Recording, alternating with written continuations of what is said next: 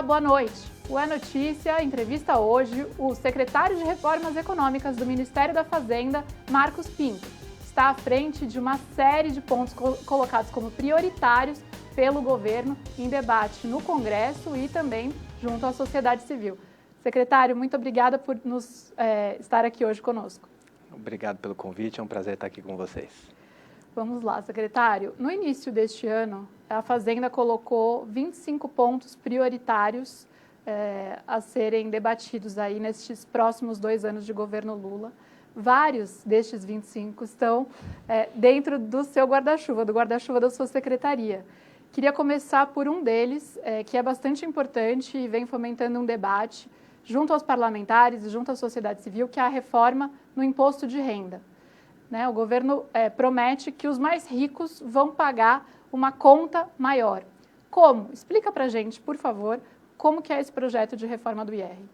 Olha, hoje a gente tem um sistema em que a maioria da renda que é recebida pelos mais ricos, ela é isenta. A gente tem uma série de brechas no sistema tributário que faz com que os mais ricos paguem menos impostos que os trabalhadores assalariados. Então, por exemplo, as 140 mil pessoas mais ricas do Brasil pagam em média 2,5% de imposto de renda, enquanto um trabalhador assalariado tem descontado no próprio contra-cheque, ele tem descontado mais ou menos 10%. Então, o que acontece? Uma pessoa que é milionária, ganha mais de R$1 milhão por ano, paga menos imposto que uma enfermeira, que uma professora, que um cobrador de ônibus. É isso que acontece hoje. O que a gente quer fazer? A gente quer isentar todo mundo que ganha até R$5 mil de imposto de renda e, por outro lado, isso são 14 milhões de pessoas, e, por outro lado, a gente quer cobrar o equivalente em recursos de 140 mil pessoas. E a gente vai fazer isso de uma maneira muito simples. Não é que a gente vai criar um novo imposto, vai desconsiderar qualquer valor de imposto de renda que os mais ricos já pagam. Não, o que a gente vai fazer é criar um imposto mínimo de 10%, não mais do que isso. Se a pessoa que ganha mais de R$1 milhão por ano paga menos de 10%, ela vai ter que complementar. Se ela paga 7, ela vai ter que pagar mais 3. Se ela paga 0, aí sim ela vai ter que pagar 10. E os valores, porque a renda no Brasil é muito mal distribuída, os valores se equivalem. Então, a gente vai dar um benefício para 14 milhões de pessoas que vão deixar de pagar imposto de renda ou vão pagar menos e vai cobrar um imposto mínimo de 10% de 140 mil pessoas e uma conta compensa a outra. Quem tem renda mensal entre 5 e 7 mil também entra nessa reforma, não é isso? Exatamente. Até 5 mil a pessoa está completamente isenta. De 5 a 7 mil ela tem um redutor. Ela vai pagar menos imposto do que ela paga hoje e esse valor vai se reduzindo, ele vai decrescendo, o valor do redutor vai decrescendo continuamente até chegar em 7 mil quando ele zera. Agora, secretário, o governo vai conseguir aprovar isso? Porque isso precisa passar pelo Congresso. Uma vez que esse tema foi levado ao Congresso, a gente já viu uma série de iniciativas e falas de parlamentares dizendo que vão alterar isso. O governo vai conseguir encerrar esse período aí de 4 anos, taxando aí os milionários mais? Olha, o que eu acho é o seguinte, todo projeto de lei que o Executivo manda está sujeito a alterações no Parlamento, é natural que isso ocorra e a gente não espera que aconteça de forma diferente. Agora, o que a gente precisa entender, e acho que o Congresso já percebeu, é que se trata de medidas que têm um amplo apoio da opinião pública. E o mais interessante é que não é só a opinião pública é favorável não só à isenção até 5 mil, ao benefício para quem ganha de 5 a 7 mil reais. A opinião pública é ainda mais favorável à tributação dos mais ricos. Por quê? Porque hoje eles não contribuem a sua parte. O ministro Fernando Haddad deu um bom exemplo, ele disse o seguinte, olha, o que está acontecendo aqui é que o dono da cobertura do prédio não está pagando o condomínio. Aquele que tem o imóvel mais caro no prédio não está pagando o condomínio. E a opinião pública percebe isso e acha que é injusto que isso aconteça. Só para vocês terem uma ideia, a gente viu pesquisas de opinião, 80% da população aprova cobrar-se um pouco mais dos mais ricos para financiar a isenção dos mais pobres. O que isso tem a ver com o Congresso? O Congresso é a casa do povo, é muito sensível à opinião pública. Então, a gente acredita que a opinião pública vai nos ajudar. Os congressistas vão ser sensíveis à opinião pública e a gente vai conseguir aprovar essa medida que conta com amplo apoio popular. E o relator dessa proposta na Câmara é o ex-presidente da Câmara e deputado federal Arthur Lira. Ele já se manifestou aí publicamente, nos bastidores também, sobre algumas alternativas ou ideias que ele tem no momento de debater na Câmara esse projeto. Fala-se, por exemplo, de recuperar algo que foi debatido pelo governo anterior, pelo governo Bolsonaro, de uma taxação de lucros e dividendos em 15%. Então, explica para a gente qual que é a diferença dessa proposta que vem sendo retomada agora, que era da época do Paulo Guedes e vem sendo recuperada agora pelo Lira, para que vocês enviaram, e se, de alguma maneira, esse tipo de solução proposta pelo Lira é conciliável com o que a Fazenda apresentou. Olha, em primeiro lugar, eu queria destacar que a gente ficou muito contente na Fazenda com a indicação do ex-presidente Arthur Lira para relatar o projeto. Ele foi muito parceiro da Fazenda durante toda a tramitação da reforma tributária, do arcabouço fiscal, de diversos projetos da minha secretaria que a gente conseguiu aprovar nesses 2 anos. E, além disso, tem 2 características dele que são muito importantes para essa discussão. A primeira delas, ele já tem familiaridade com a matéria, ele já discutiu no governo anterior vários aspectos de reforma do imposto de renda. E, além disso, ele tem um compromisso muito grande com responsabilidade fiscal. E um dos grandes temores que o mercado tinha, as pessoas tinham, é que a gente ia aprovar a benesse, quer dizer, a gente ia aprovar a isenção até 5 mil e o benefício para quem ganha até 7 mil e não ia conseguir aprovar a compensação. Dado o compromisso do presidente Arthur Lira com a responsabilidade fiscal, a gente está bem tranquilo de que isso não vai acontecer. Agora, a proposta que foi discutida na Câmara no governo anterior é muito diferente da nossa. A proposta do governo anterior previa o seguinte: você reduzia o imposto da empresa e tributava o lucro que é distribuído para o dono da empresa. Essa era a proposta do governo Bolsonaro, do ex-ministro Paulo Guedes. A nossa proposta é completamente diferente. A gente não está pensando em beneficiar a empresa, a gente está pensando em beneficiar o trabalhador. Então, a gente está reduzindo o imposto do trabalhador, que é quem paga o imposto de renda hoje no Brasil, no seu contra-cheque, para tributar os mais ricos. Isso implica uma certa tributação de dividendos? Implica, mas só para quem ganha acima de R$1 milhão. Na prática, só quem vai pagar esse imposto mínimo é quem ganha acima de R$1 milhão. Então, a gente acredita que a nossa proposta é muito mais justa socialmente do que a proposta do governo anterior. O governo anterior queria beneficiar as empresas, nós queremos beneficiar os trabalhadores. Além disso, a proposta do governo anterior, que foi aprovada na Câmara, ela implicava numa perda líquida de arrecadação. Por isso que ela foi inviabilizada. Ela implicava uma irresponsabilidade fiscal, porque o governo ia perder receita no momento em que não tem recursos para fazer frente a todas as suas despesas. A nossa proposta não. A nossa proposta é equilibrada do ponto de vista fiscal. A isenção que a gente está dando para o trabalhador é perfeitamente compensada pela tributação dos mais ricos. Agora, o senhor agora já tem 2 anos aí como secretário de Reformas Econômicas. Alguns temas foram aprovados com muita folga e tranquilidade no Congresso. Outros da própria Fazenda exigiram aí do ministro Haddad uma habilidade de negociação política e de ceder muitas vezes em alguns pontos. Então, com essa sua experiência, o que você imagina que vai ser possível de ser negociado neste projeto de imposto de renda? Do que a Fazenda não abre mão? Qual é a linha limite ali? Então, eu acho que os 2 princípios fundamentais para a gente são os seguintes. O primeiro é a responsabilidade fiscal.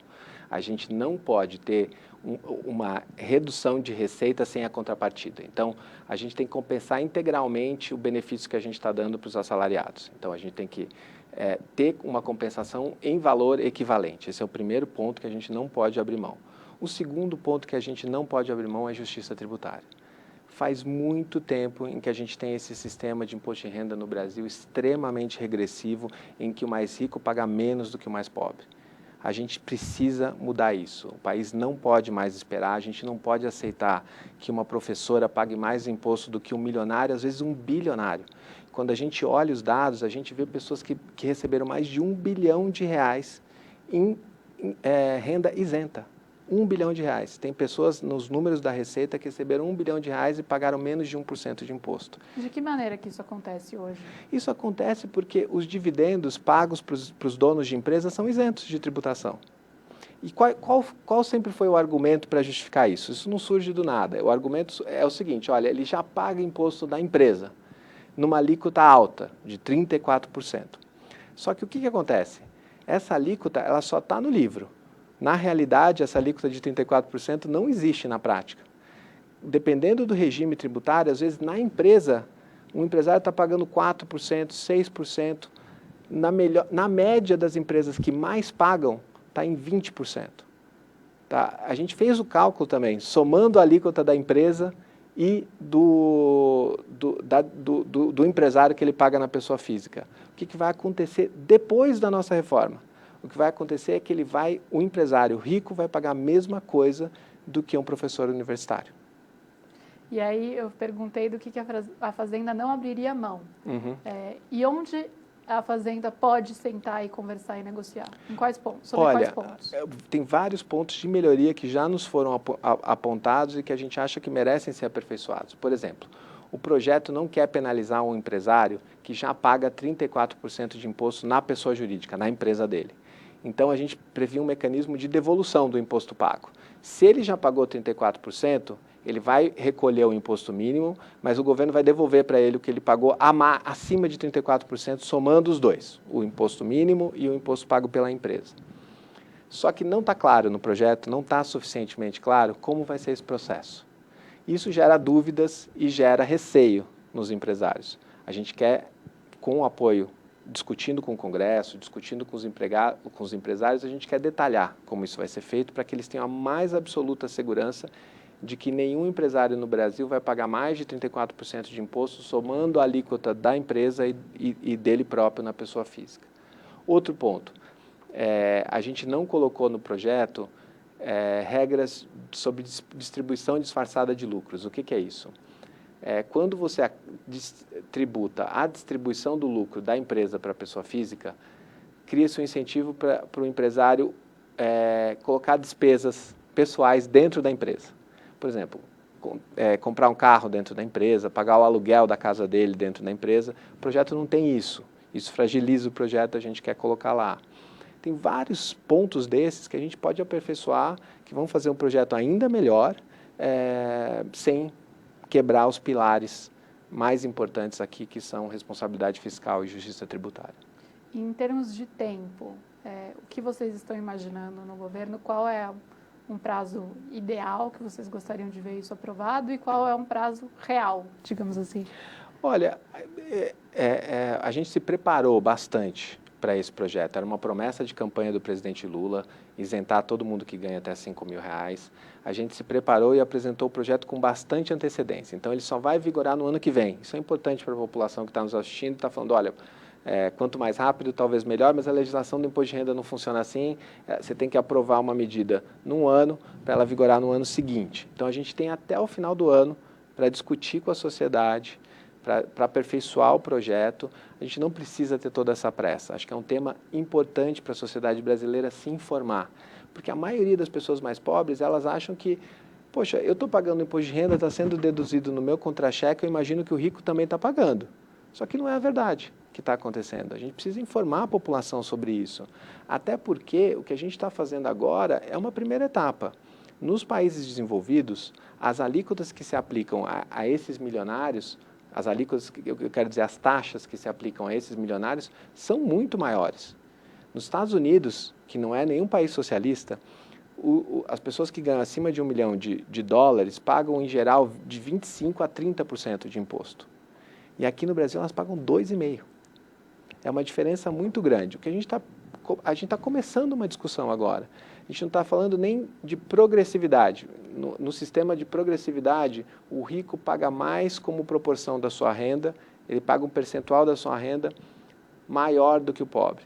Aqui o que a gente está falando é de equidade, ele vai pagar a mesma coisa.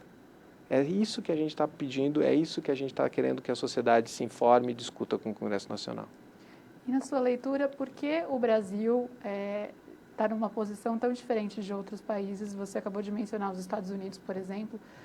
Por que a gente não conseguiu fazer esse debate há muito mais tempo? Eu acho que em primeiro lugar, a gente tem muitos anos de ditadura no país. Na democracia, essas coisas não permanecem. Na democracia, as pessoas se informam, entendem e mudam as coisas. O Congresso, o presidente da República respondem aos anseios populares e isso se transforma. A gente viveu durante muitos anos num regime ditatorial no Brasil que era impermeável à opinião pública, ele não respondia aos anseios populares. A gente teve a transformação e a gente teve uma série de reformas que foram sendo feitas guiando o orçamento para os mais pobres. Para dar um grande exemplo, o Bolsa Família. Hoje ele representa, beneficia 50 milhões, mais de 50 milhões de pessoas. Ele é um programa que distribui renda para os mais favorecidos e que não existia anteriormente. E mesmo um governo de direita, como o governo do ex-presidente Jair Bolsonaro, não acabou com o programa. Não teve a coragem de acabar com o programa porque a população ia ser contrária. A gente está querendo fazer a mesma discussão no imposto de renda. Chegou a hora, o presidente Lula disse isso e é uma coisa muito justa. Chegou a hora da gente colocar o pobre no orçamento e o rico no imposto de renda. E como você responde a críticas que dizem que esse programa é um programa eleitoreiro, digamos assim, né? Com vistas a melhorar a popularidade do presidente, a possivelmente colocá-lo numa posição mais confortável para disputar a reeleição em 2026? Qual é a sua resposta? A minha resposta para isso é o seguinte: a gente está isentando todo mundo que ganha até R$5.000 e tributando 140 mil pessoas, porque a renda no Brasil é extremamente concentrada, extremamente desigual. Só para você ter uma ideia, Beatriz, as pessoas, o 1% mais rico do Brasil fica com quase 1/5 da renda nacional. Os 10% mais ricos do Brasil ficam com mais de 2/3 da renda nacional. Então, o que faz sentido? A gente não está fazendo nada eleitoreiro, a gente está simplesmente criando um sistema tributário que reflete a realidade. Onde está a renda que pode ser tributada? Está entre os 10% mais ricos, é isso que a gente tem que fazer. E a gente precisa lembrar também o seguinte: as pessoas não percebem, os pobres no Brasil não percebem, mas estão pagando muito imposto embutido nos produtos que compram.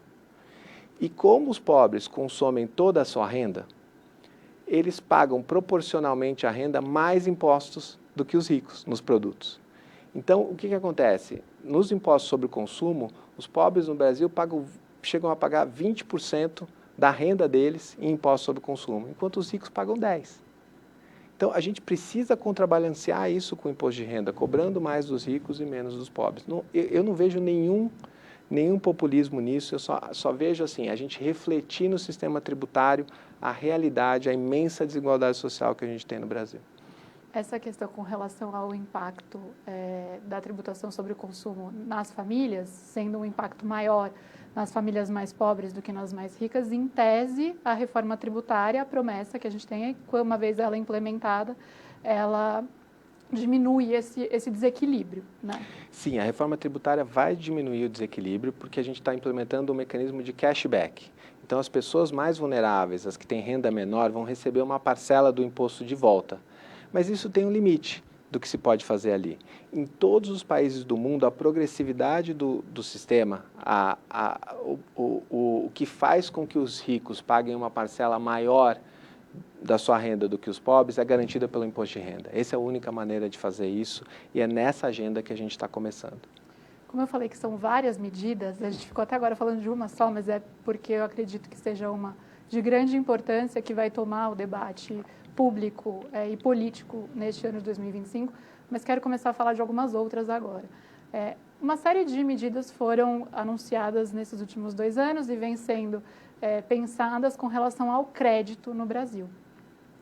Quero falar desse assunto e queria entender, começando, qual é o desenho que você vislumbra, secretário, para o sistema de crédito no Brasil? Qual é o desenho que a Fazenda tenta deixar após esses 4 anos?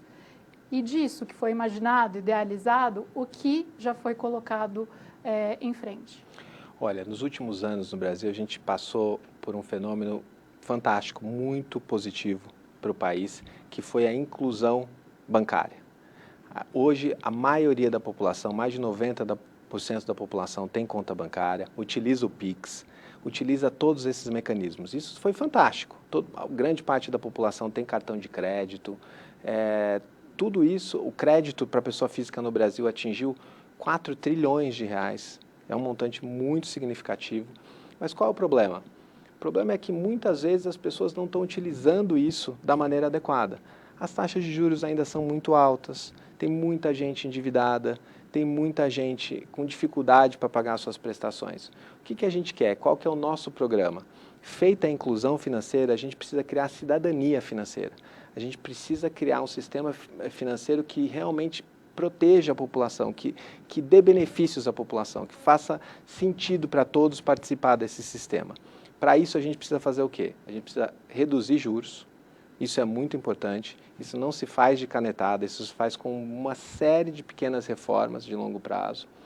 A gente precisa criar mecanismos de renegociação de dívidas quando isso é necessário. A gente fez um programa muito interessante, que a gente gastou muito pouco dinheiro público e obteve resultados fantásticos, que foi o Desenrola. E, além disso, a gente precisa criar mecanismos de informação da sociedade. Hoje, você faz uma dívida no seu cartão de crédito só deixando de pagar a fatura. E procure onde está a taxa de juros que você vai pagar. Eu tenho muita dificuldade de encontrar a minha taxa de juros. Por quê? Porque está escondida num cantinho da fatura que eu nem recebo mais. Eu olho as coisas pelo aplicativo, como imagina a maioria dos brasileiros, e eu não sei qual é a taxa de juros do meu cartão de crédito. A gente precisa informar o cidadão de uma maneira mais eficiente. Por exemplo, hoje, se você vai consumir um cigarro, eu acho que a nossa campanha contra o tabagismo foi muito eficiente. Em vez de proibir o cigarro, a gente criou mecanismos para que as pessoas se informem e entendam que fumar não faz sentido. Então tem aquela foto com aquele aviso ali no maço de cigarro, né, para ficar bem claro para a população. Exatamente, fica lá, ficou feio fumar porque tem um aviso muito claro lá. A gente devia fazer a mesma coisa no nível de informação dos consumidores. É impossível você pagar uma fatura de cartão de crédito com juros de 15% ao mês no longo prazo. O cartão de crédito só pode ser usado numa emergência. A gente precisa dar destaque para isso. Os próprios bancos têm que fazer isso. E esse é o modelo que a gente quer criar. É um modelo com taxa de juros menores, com mais informação para o consumidor e com proteção efetiva para que não só os clientes estejam incluídos no sistema bancário, mas que eles possam utilizar o sistema bancário a seu favor. E aí, você mencionou o Desenrola, que foi o programa de renegociação de dívidas, que já acabou. Uhum. Há alguma iniciativa para retomá-lo? Ele vai voltar de alguma maneira? Algo semelhante tem sido estudado? Ou ele não precisa mais existir? Olha, a gente fez o Desenrola como para aliviar a situação das famílias depois da pandemia. O que aconteceu na pandemia? As pessoas perderam renda, contraíram crédito, não conseguiam pagar. O que a gente fez? Um programa para facilitar essa renegociação. A gente renegociou 50 bilhões de reais em dívidas com o programa Desenrola. Só que ele é um programa que é conjuntural. Ele é para um determinado momento, para aliviar uma situação. A gente não vai resolver o problema com outros Desenrola. O que a gente precisa é criar as condições para que o endividamento não se repita. E qual a melhor coisa para isso? É reduzir juros. Então, a gente já aprovou, por exemplo, o Marco das Garantias, que reduziu muito os juros no financiamento bancário e no crédito com garantia de imóveis. O que é isso? O crédito com garantia de imóveis é quando você usa sua própria moradia como garantia para um empréstimo. Esse empréstimo, que é uma das modalidades mais baratas do sistema, graças a uma mudança na lei que a gente fez logo no primeiro ano de governo, a gente conseguiu aumentar o volume desse crédito, que é mais barato, em 50%. O financiamento de veículos, porque os juros foram reduzidos, aumentou 20% no ano passado. E agora a gente lançou o crédito ao trabalhador, que é uma modalidade de juros, uma modalidade de crédito com juros ainda mais baixos e que está disponível para a população e está sendo um grande sucesso. O senhor anunciou nesta semana os números com relação a esse crédito do trabalhador, que é um empréstimo consignado aos trabalhadores empregados da iniciativa privada. Sim. Né? Como que tem sido isso? O senhor pode mencionar um pouco os números? Como que está isso neste exato momento? Tem poucos dias que foi lançado, certo? Certo. Olha, tem sido um grande sucesso. Como é que funciona o crédito consignado ao trabalhador? O próprio mecanismo pelo qual o crédito é concedido é inovador. Você pega a sua carteira de trabalho digital, entra lá e pede uma proposta de crédito. E estão ligados nesse aplicativo todos os bancos do sistema bancário brasileiro. E aí eles te apresentam uma proposta. Você tem 24 horas, os bancos têm 24 horas para apresentar as propostas, você olha, escolhe obviamente a mais barata, com juros mais baixos, e contrata.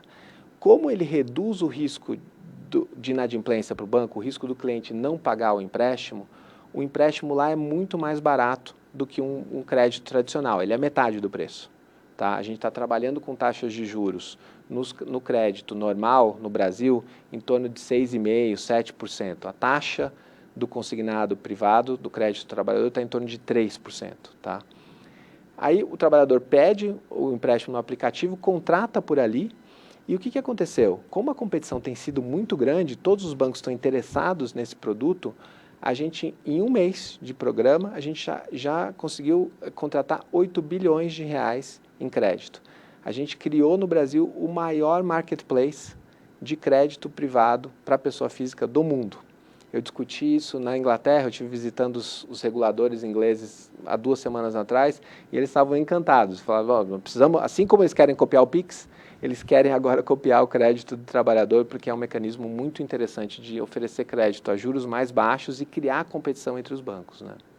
Isso é uma maneira de a população trocar uma dívida cara, um empréstimo com um juro alto, por um empréstimo com um juro mais barato. Mas a gente, com isso, está falando em dar mais poder de consumo para as famílias. Uhum. No momento em que, me corrija aí se eu estiver enganada, mas mais consumo, mais inflação, aumenta a taxa de juros para tentar segurar a inflação, né? É um mecanismo que o Banco Central tem de subir a taxa básica de juros para tentar conter a inflação. Sobe a taxa básica de juros, o crédito fica caro de novo. Qual é esse equilíbrio? Então, o equilíbrio no longo prazo é benéfico, e não sou eu que estou dizendo isso, é o próprio Banco Central que disse isso. Porque o que acontece? No curto prazo, talvez isso impulsione um pouquinho a demanda na economia, mas esse volume tende a se estabilizar, e aí o que acontece?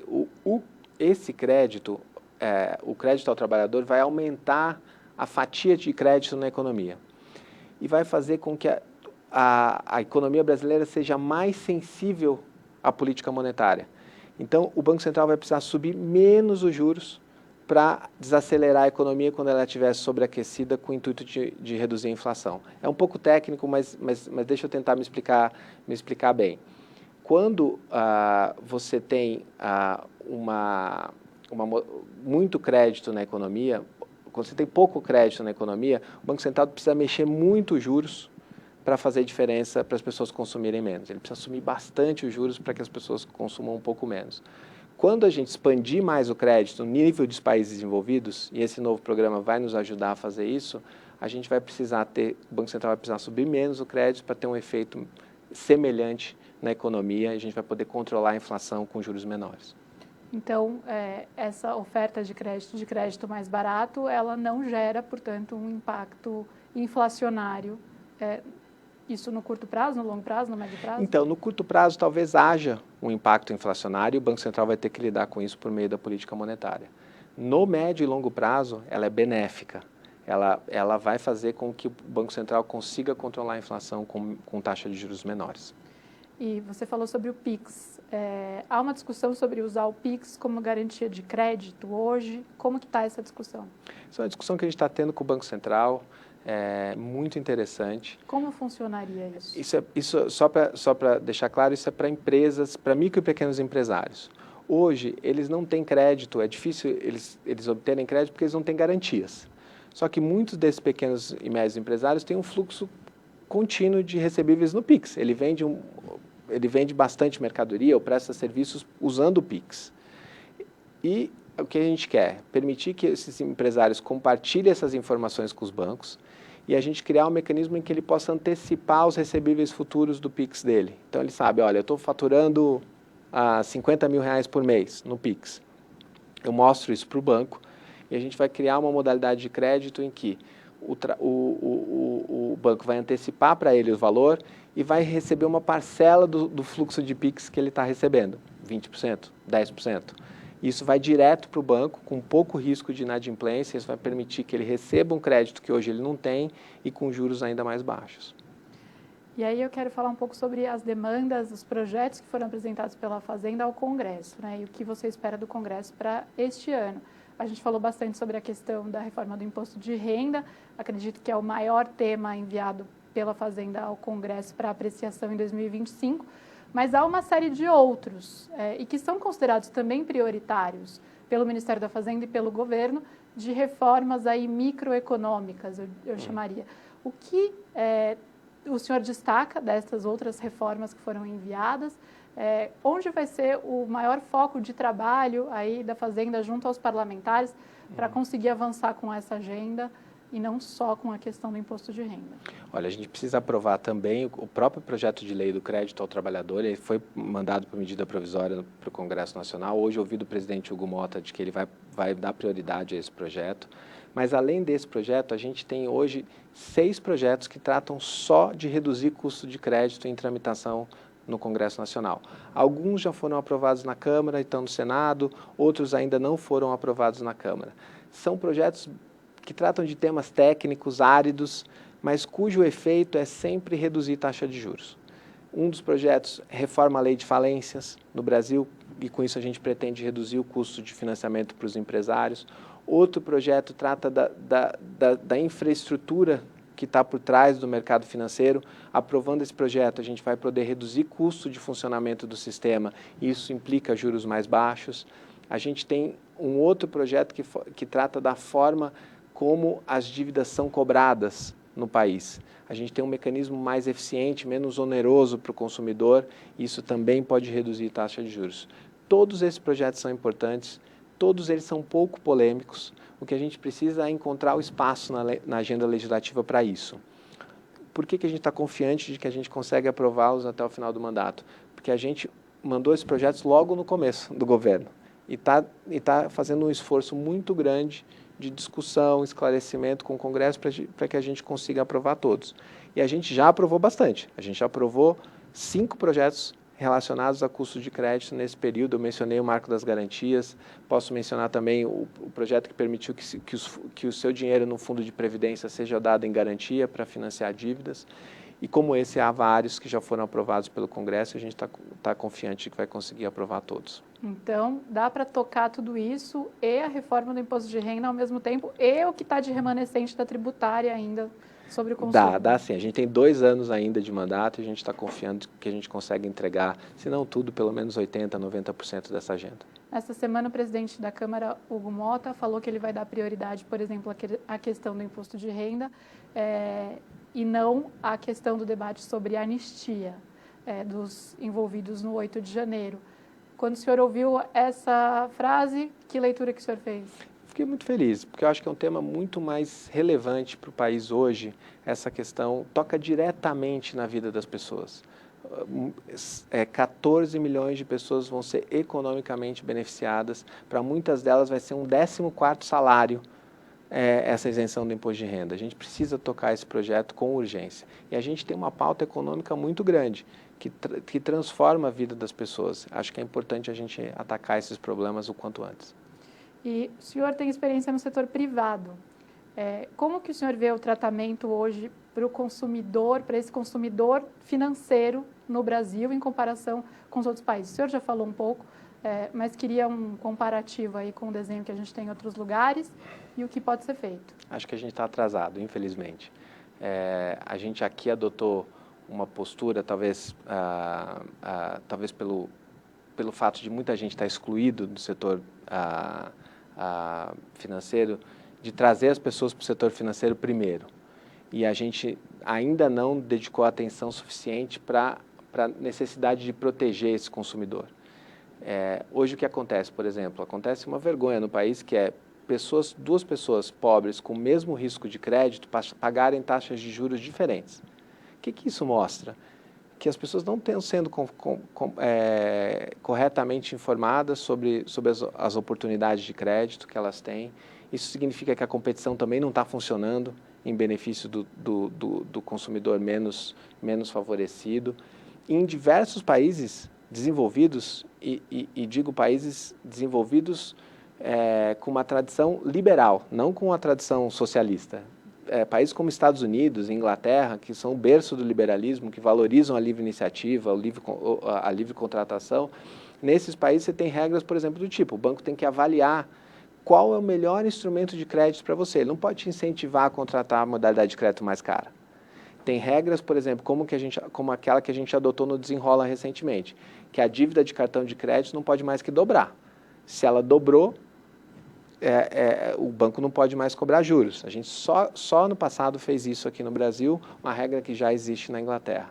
Então, eu acho que uma das grandes tarefas que a gente tem para o futuro depois de incluir os consumidores no sistema financeiro, a gente precisa informá-los, educá-los e protegê-los para que a gente tenha realmente benefícios com essa inclusão. Os bancos estão dispostos a passar por essa mudança de cultura? Eu acho que eles precisam passar por essa mudança de cultura, porque vai ser bom para todo mundo no final. O que acontece hoje? Hoje, porque você acaba cobrando um spread bancário tão alto, a inadimplência também é alta e muitas vezes isso acaba prejudicando os próprios bancos.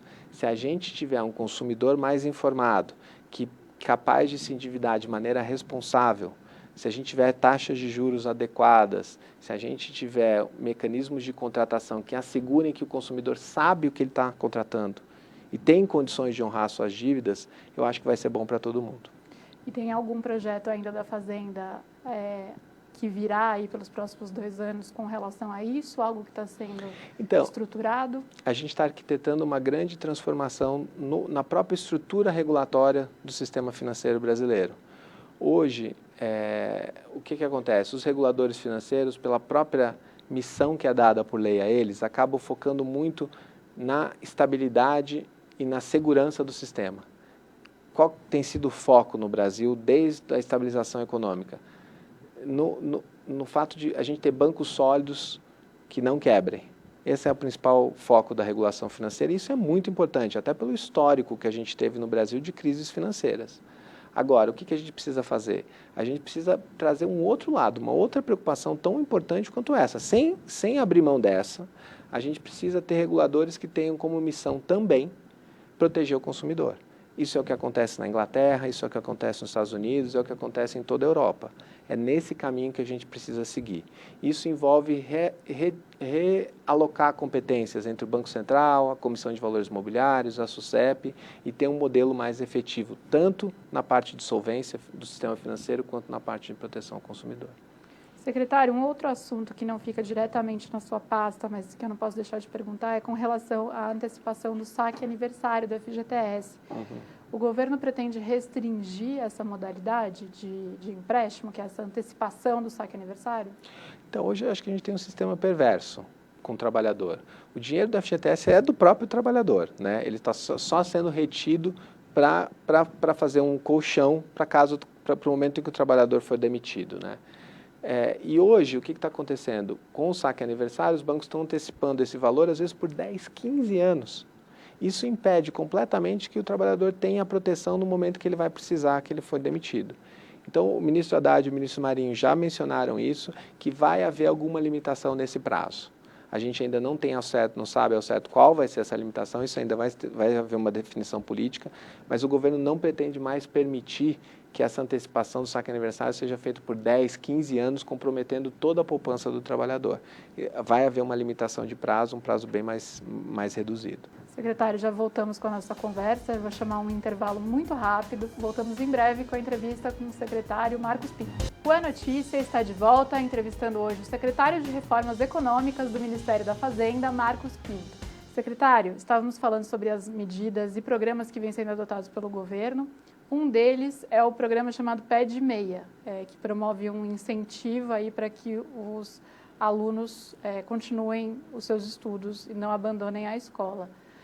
Mas houve um imbróglio envolvendo o Pé de Meia nos últimos meses e o Tribunal de Contas da União, TCU, determinou que o valor usado para o programa Pé de Meia seja incluído no orçamento federal.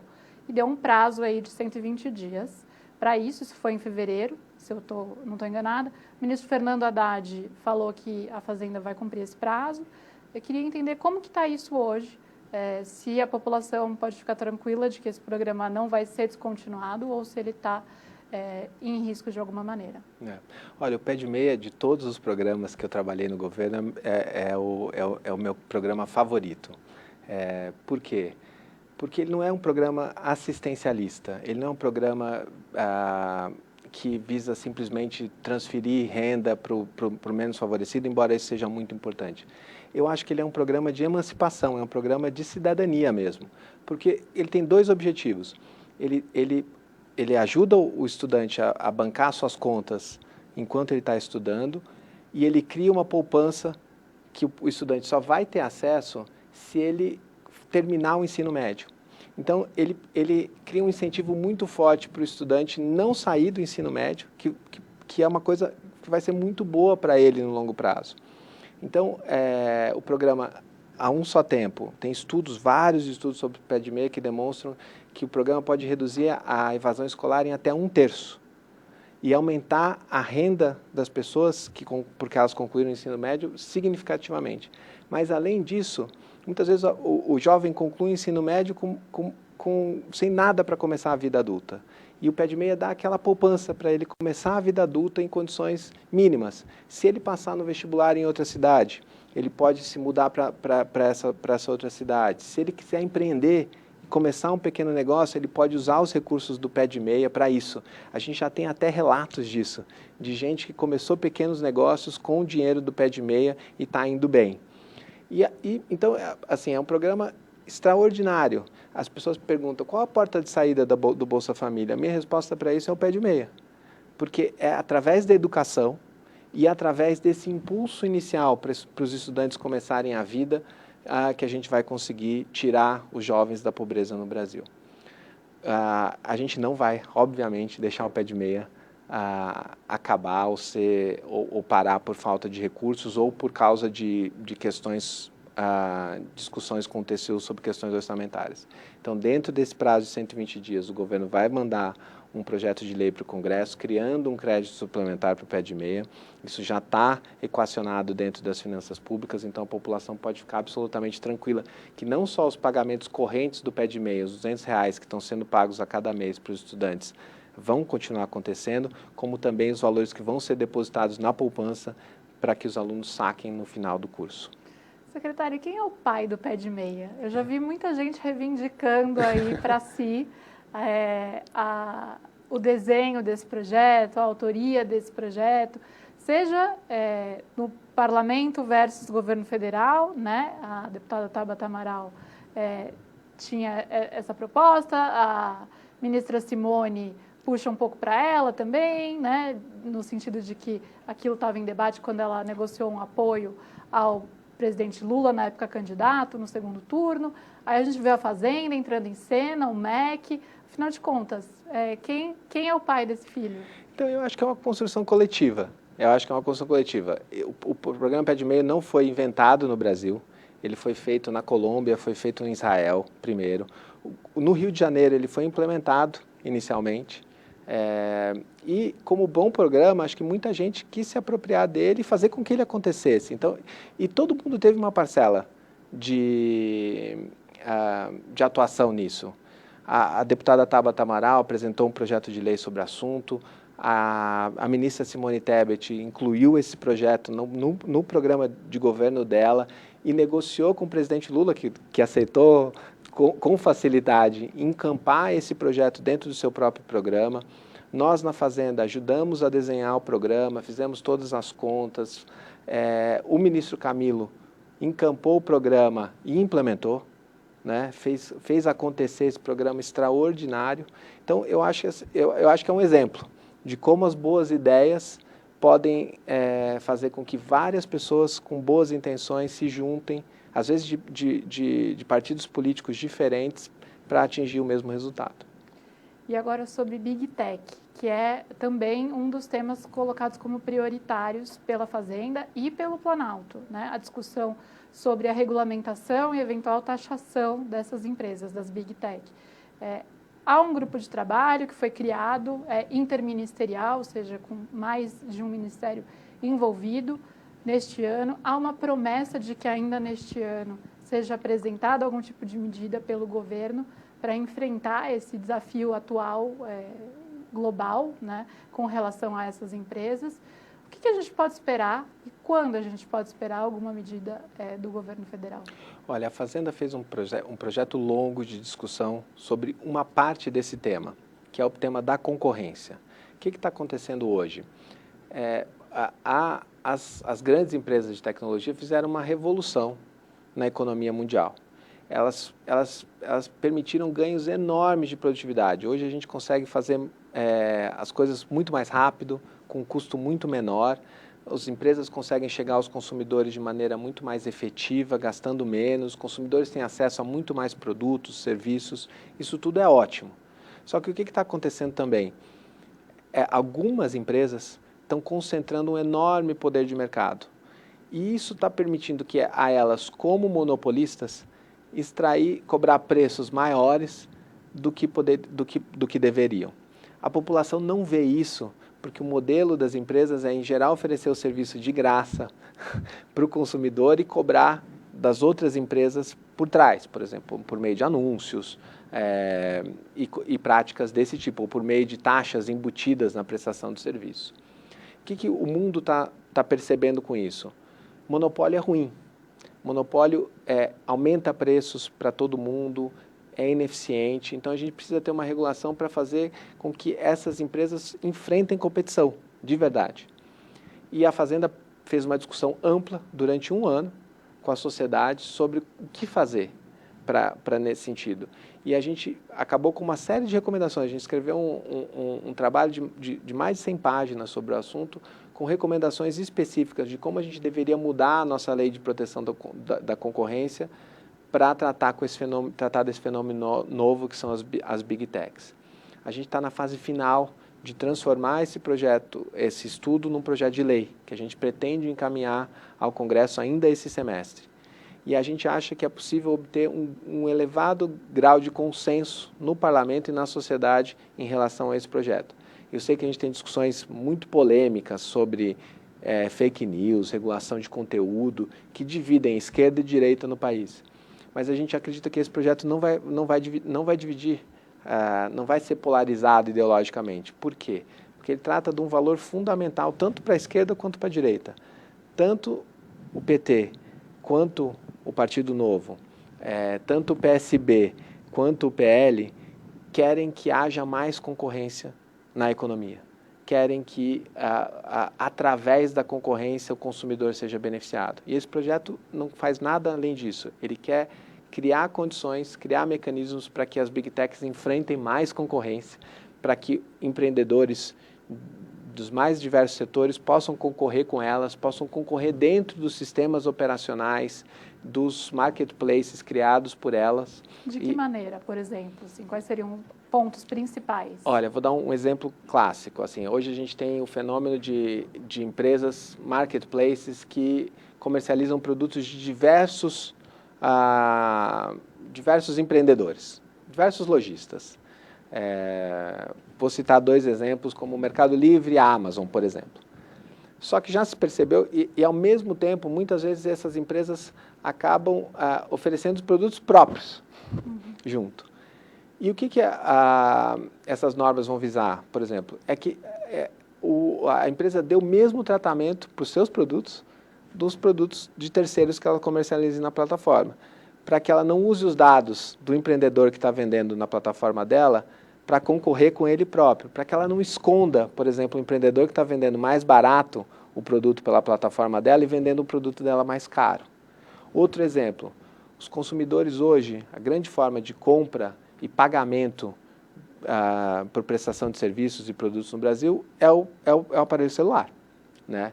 E esses aparelhos celulares funcionam com 2 sistemas operacionais, basicamente. Um sistema Android e um sistema Apple. Então, o que acontece? As empresas que fizeram esses sistemas operacionais estão cobrando taxas elevadas dos empresários para que eles possam ofertar produtos para os donos dos celulares. Isso é obviamente injusto. Na União Europeia e nos Estados Unidos esse comportamento está sendo coibido. Aqui no Brasil a gente precisa de uma mudança legislativa para coibir esse comportamento. Tá? Isso o consumidor não percebe porque essas taxas estão todas embutidas nos produtos que ele está comprando. Mas ele está pagando mais por causa disso. Porque o empresário que está por trás e está pagando essas taxas está repassando isso no preço. Então a gente precisa de regras para lidar com essas situações, coibir comportamentos abusivos por parte das Big Techs que acabam prejudicando os empresários e os consumidores brasileiros. Então, o senhor avalia que o caminho mais fácil de conseguir discutir a questão das Big Tech hoje é discutindo a maneira como a livre concorrência, de certa maneira, ela é afetada pelo trabalho dessas empresas e não indo pela via da fake news, da discussão sobre o que pode, o que não pode ser veiculado e por aí, é isso? Eu acho que as duas discussões são importantes. Eu acho que a gente não pode prescindir de nenhuma delas. Ambas são importantes. Mas eu acho que a discussão econômica também não pode ser esquecida. Por quê? Se a gente tiver mais competição, o poder dessas Big Techs vai diminuir. A gente vai precisar estar menos preocupado com esse poder na esfera política. A gente vai precisar estar menos preocupado com fake news. Se houver mais competição na seara de informação, a gente vai precisar estar menos preocupado com fake news, menos preocupado com regulação de conteúdo, menos preocupado com a influência delas na política. Então, eu acho importante, sim, a gente atacar não só a questão política, mas também a questão econômica, porque ela é primordial. E ela tem uma vantagem. Enquanto no debate político das fake news a gente tem uma polarização ideológica, no debate da concorrência a gente não tem essa polarização ideológica. Vou citar um exemplo. O presidente Trump, nos Estados Unidos, deu seguimento a todos os processos que as autoridades da concorrência americana tinham iniciado contra as Big Techs no governo Biden. Ele manteve esses processos e tá seguindo adiante para garantir que o consumidor norte-americano se beneficie dos ganhos de produtividade que essas empresas estão criando. A gente devia seguir o mesmo caminho aqui no Brasil. E aí, aproveitando sobre o presidente dos Estados Unidos, Donald Trump, ele tem gerado aí um maremoto, digamos assim, na economia global desde que assumiu a Casa Branca em 20 de janeiro. O quanto essas mudanças na economia mundial podem afetar as discussões das reformas econômicas que a Fazenda tenta implementar? Afeta alguma coisa? Tem algum impacto ou não? Olha, eu acho que deve dar para a gente um senso de urgência ainda maior. Eu acho que o Brasil está numa posição sólida para lidar com qualquer efeitos que essas ações nos Estados Unidos venham a ter sobre a economia brasileira. A gente não acredita no momento que a gente vai ter uma recessão aqui no Brasil por causa disso. Mas a gente precisa estar preparado. E a melhor maneira de se preparar é fazer reformas. A gente tem uma série de canos entupidos na economia brasileira. E a gente precisa ir checando um a um. Olha, a gente precisa desentupir esse cano, a gente precisa desentupir esse outro cano, para que a economia como um todo funcione bem e a gente possa estar preparado para enfrentar qualquer crise que a gente tenha no cenário externo. Tá. E com relação ao debate sobre as Big Tech especificamente, o fato de Trump ser o presidente dos Estados Unidos, muito alinhado ao discurso dessas Big Tech, inclusive com um integrante do seu governo, né, sendo CEO de uma dessas empresas, isso muda a dinâmica global de apoio a esse tipo de discussão ou não? Eu acho que deve nos fazer ficar cautelosos nas ações. Mas não voltar atrás. Por exemplo, o projeto de lei, a lei que foi aprovada na União Europeia foi muito criticada nos Estados Unidos e até mesmo dentro da União Europeia, porque ela criou uma burocracia muito elevada, que dificultou o funcionamento das Big Techs nos Estados Unidos. E o presidente Trump e os órgãos americanos estão lutando contra isso, estão se manifestando contra isso. O que a gente quer fazer aqui no Brasil é muito diferente. A gente não quer criar burocracia, a gente quer criar um sistema em que dê poderes muito cirúrgicos para o CAD, que é o órgão de defesa da concorrência, para ele atacar justamente essas questões concorrenciais controvertidas. Por exemplo, quando o marketplace faz autopreferenciamento, quando ele cobra taxas abusivas para deixar que outros empresários acessem os seus sistemas, esse tipo de coisa. Que são exatamente as medidas que o próprio governo Trump está tomando nos Estados Unidos por meio do judiciário. Então, se a gente alinhar o nosso projeto a esse caminho, que já foi seguido na União Europeia e está sendo seguido nos Estados Unidos, eu acho que a gente não vai fazer, a gente vai, por um lado, garantir que tudo que os Estados Unidos está fazendo pelos seus consumidores, a gente faça aqui, e que a gente não tenha uma resposta desalinhada com o que está acontecendo no resto do mundo e nos exponha a retaliações. Secretário, nosso tempo acabou. Muito obrigada por essa entrevista. O A Notícia está de portas abertas para quando o senhor quiser voltar. E Eu agradeço também a você que nos acompanhou, pela audiência. O É Notícia fica por aqui e volta na semana que vem, na quinta-feira, no mesmo horário. Até lá!